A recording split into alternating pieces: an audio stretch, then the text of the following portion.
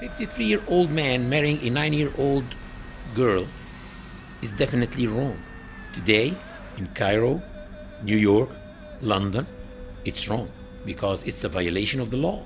Eudora Comnene, the wife of King Baldwin III of Jerusalem, was born in 1145. She became the wife of King Baldwin III at the age of 13.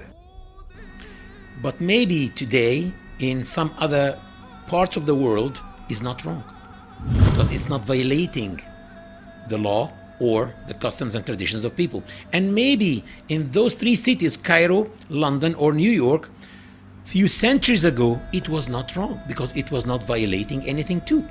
So to say that something is wrong or not, you have to say it's wrong because of what? Because it's violating what? Now let's go through European palaces to see more of these cases.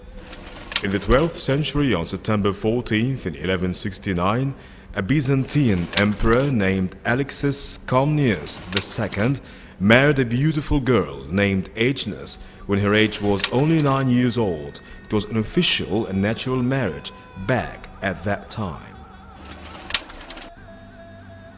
Also, when do people get married?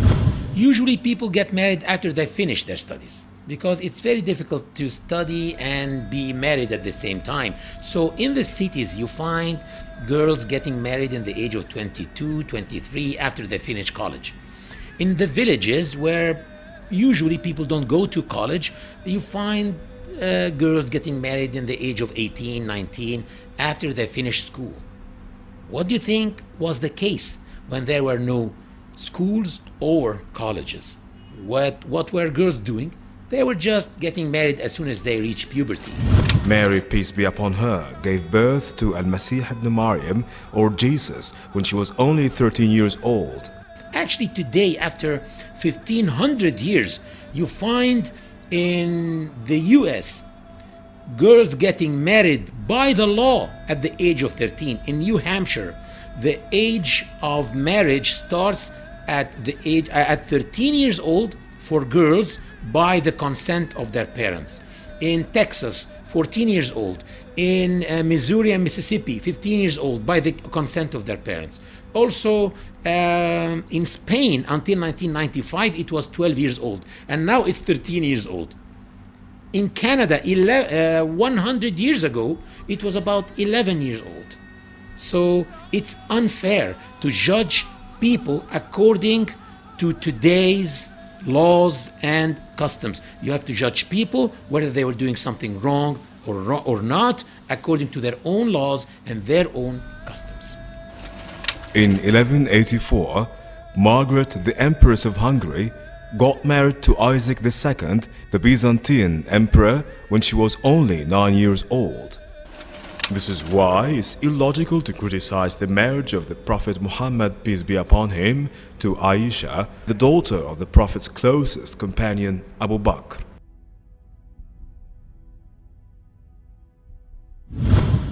One may ask himself, did Prophet Muhammad, peace be upon him, had any enemies? You will find that the hypocrites in the Muslim community were enemies. The pagans were his enemies, and the Jews of Arabia were his enemies. And you will find that they tried by all means to tarnish his image, and they called him all the possible bad names that they can. But they did not say that he was a child molester. Why? Did they forget? That would have been an excellent way to damage this man and this new religion, but they never used it because simply it was the norm to get married to girls at that age at that time. And for those who say that she was a molested child, molested by Prophet Muhammad, peace be upon him, I ask them, do molested children love their molesters? And if you want to read the perfect love story, Shakespeare, We all know this famous British outstanding playwright and his famous play Romeo and Juliet, with which the age of Juliet, the heroine of this play, was not more than 13 years old. I recommend that you don't read Romeo and Juliet, because actually Romeo committed suicide at the end of the story. Read Muhammad and Aisha. In the very words of Aisha herself, explaining how beautiful this relationship was between her and Prophet Muhammad, peace be upon him. Lady Aisha explains that he used to race with her, and she says that when he used to drink from her glass, he used to make sure that she sees him putting his lips in the same place where she was putting her lips and to drink from the glass. Lady Aisha says that when she used to say, "Oh my God, I have a headache," he used to say, "It's me who can sense your headache in my head." Lady Aisha was so proud that he died in her arms.